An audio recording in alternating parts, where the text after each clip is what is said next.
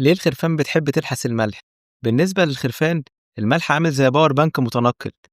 الخروف طول عمره بياكل حشيش، والحشيش بطبيعته فقير جدا في المعادن، فمع الوقت بيحصل عنده نقص في معادن مهمة جدا. ساعتها تلاقي الصوف يقع ويجيله إسهال، وفي الحالات الشديدة ممكن يحصل له رعشة ويتلخبط في التوازن ويبقى مش عارف يمشي كويس. طب الخروف يعرف منين إنه ناقص له ملح؟ الإحساس ده مكتوب في جيناته. زي ما الطفل بيتولد وهو عارف إنه عايز يرضع، الخروف بيتولد وهو عارف إن الطعم المالح مفيد ليه جدا.